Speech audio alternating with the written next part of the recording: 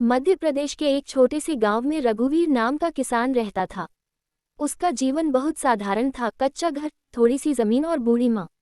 रघुवीर के पिता भी किसान थे और उन्होंने उसे सिखाया था, किसान कभी हार नहीं मानता, चाहे मौसम कितना भी कठिन क्यों न हो।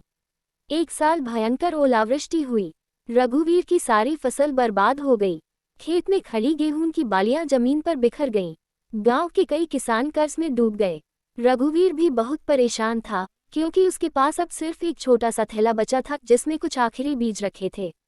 उसकी माँ ने कहा, बेटा, ये बीज संभाल कर रखना, अगर फिर नुकसान हुआ तो हमारे पास कुछ नहीं बचेगा। रघुवीर रात भर सोचता रहा, अगर वह बीज नहीं बोएगा तो अगली फसल कैसे होगी, लेकिन अगर बोएगा और फिर से नुकसान हो गया तो। सुबह होते ही उसने फैसला कर लिया। वह खेत में गया और पूरे विश्वास के साथ आखिरी बीज बो दिए। उसने खेत की खूब देखभाल की। पानी की कमी थी तो वह तालाब से पानी भर कर लाता। दिन रात मेहनत करता रहा। गांव के लोग कहते, रघुवीर पागल हो गया है। आखिरी बीज भी बो दिए, लेकिन रघुवीर ने किसी की बात नहीं सुनी। कुछ हफ्तों बाद बादल घिर आए। हल्की हल्की बारिश होने लगी।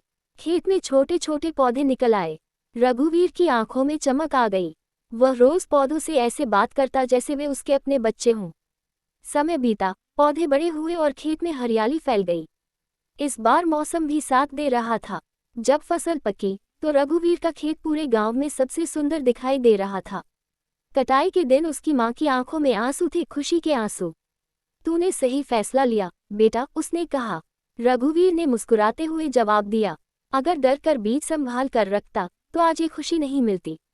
उसकी फसल अच्छी कीमत पर बिकी। उसने कर्ज चुका दिया और थोड़ा पैसा बचाकर अगली फसल की तैयारी शुरू कर दी। धीरे धीरे गांव के लोग समझ गए कि हिम्मत और विश्वास ही असली ताकत है।